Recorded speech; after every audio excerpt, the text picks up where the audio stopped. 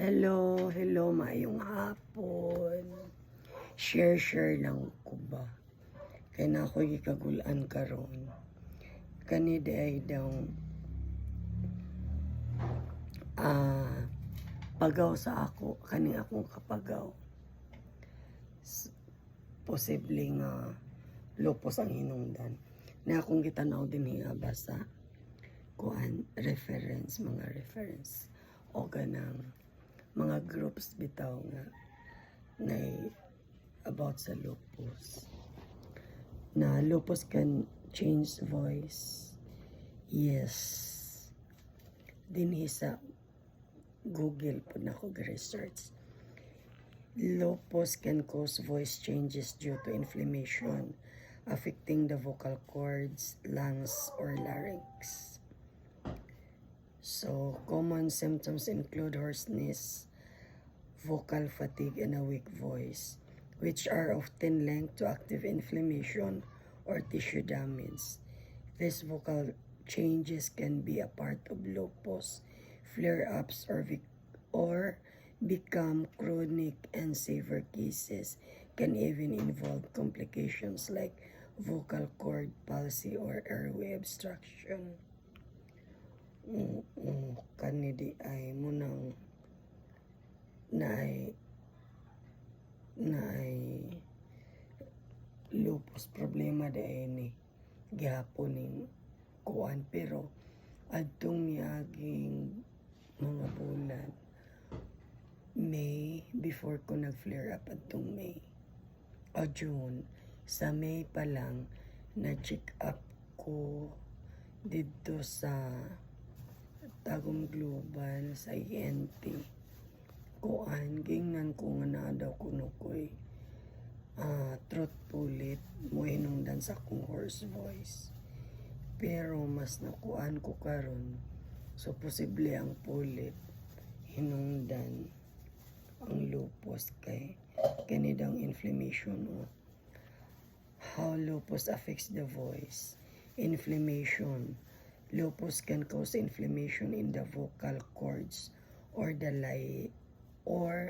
larynx, voice box. Kanadang larynx. Moday na yung gitawag og voice box, leading to symptoms like hoarseness or breathy voice. Mojud ni ba? Then tissue damage. The severity of voice changes can be associated with overall tissue damage from lupus.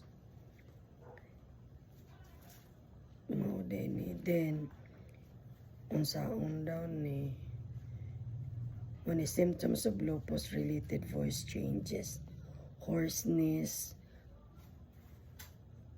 kining kapagaw, vocal fatigue, weak voice, difficulty speaking, pain when swallowing, chronic cough, trouble breathing.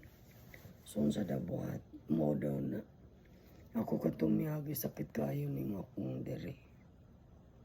Before pa ko ato na diagnose nga na lupus, nagsugod na nga sakit kaya ni akong tibok liog. So, posible di ay, pero wala ni na-appeal ba o kuhan. Kaysa lang ko kabisis, dapat check up sa ENT ani. Mahutdan ko tingog. Ang gingon din advice din consult a doctor. If you have lupus and experience voice changes, talk to your doctor. They can help determine if it's related to your lupus and rule out other causes. Voice therapy pod. So mo daw ni ang buhaton, pwedeng mahimo. Muna ay mahimo. Consult a doctor, voice therapy o vocal rest. Giving your voice enough rest can be helpful, especially during flare-ups and medical treatment. Modi ay ni. So karon inigbalik na ako sa doktor karong December, next month, i-appeal na ako niyo. Pa-schedule lang ako ang ENT. mahal ba ya kayo tong pag-check up na ko tong yagi sa ENT uy.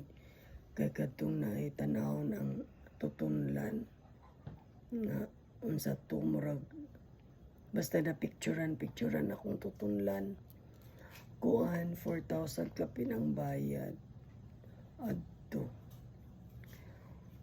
So, mao na day na posible di ay nga ang lupus ang hinungdan.